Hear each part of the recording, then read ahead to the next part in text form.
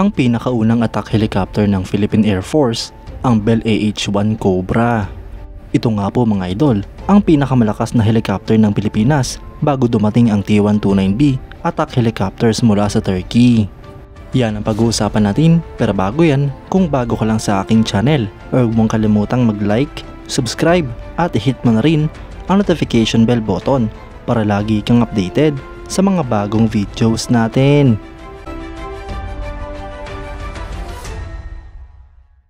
Bago nga po dumating sa Pilipinas, ang 6 na brand new na T-129B attack helicopters mula sa Turkey, ay nauna munang dumating sa Pilipinas ang dalawang refurbished na Bell AH-1 Cobra mula sa Jordan. Ang Jordanian government ay nag-offer na magpo-provide na hanggang sa 4 na surplus na AH-1F Cobra para sa Pilipinas upang i-counter ang terorismo sa ating bansa. Ngunit kalaunan, ang offer na ito ay nabawasan at naging 2 units na lamang. Ito naman nga po ay tinanggap ng Pilipinas at noong November 26, 2019, sakay ng Antonov AN-124 airlifter ay dala nito ang 2 Bell AH-1F Cobra mula sa Jordan patungong Clark International Airport, Clark Air Base. Ang mga helicopter nga pong ito ay pininturahan ng light gray kapareho ng mga painting scheme ng Philippine Air Force Agusta Westland AW109E armed helicopters.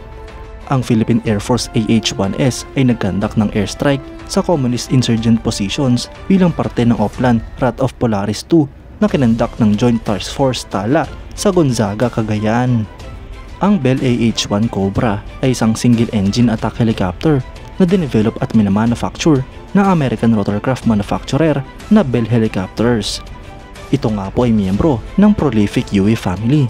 Ang AH-1 ay mas kilala sa tawag na UE Cobra o Snake.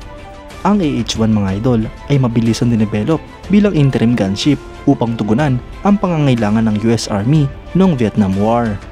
Ginamit nga po nito ang kaparehong engine, transmission at rotor system ng Bell UH-1 Iroquois.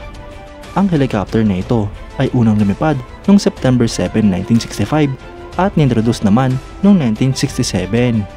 Ito nga po ay produce simula 1967 hanggang 2019 at meron nga pong mahigit sa 1,100 units ang mga nagawang ganito. Noong 2001 naman, ang lahat ng AH-1 UE Cobra ay nagretiro na sa US Army. Sa kasalukuyan, ang mga operators nito ay ang Bahrain, Japan, Jordan, Kenya, Pakistan, Pilipinas at South Korea.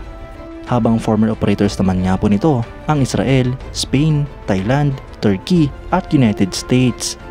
Ang helicopter na ito ay pinapalipad ng 2 crew, isang piloto at isang co-pilot o gunner.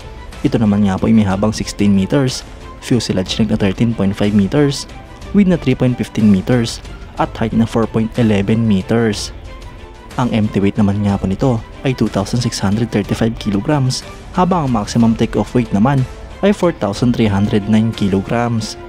Sa power plant naman ay meron itong isang Lycoming T-53L 13 turboshaft engine. Sa performance naman mga idol ay meron nga po itong maximum speed na 276 km per hour at may range na 310 nautical miles. Ang armament nito mga idol ay 2 7.62mm multi-barrel miniguns o 2 M129 40mm grenade launchers.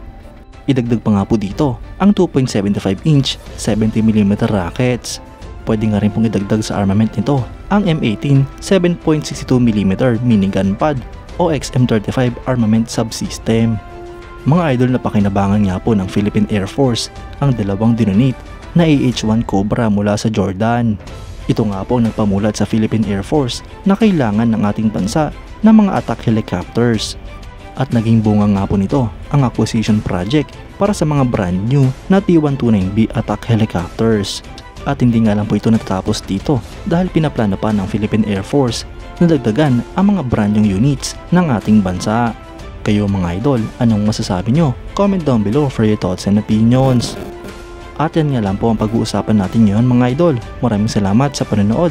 Huwag nyo rin kalimutang mag-like at subscribe bilang suporta sa ating channel. Mabuhay kayo mga idol!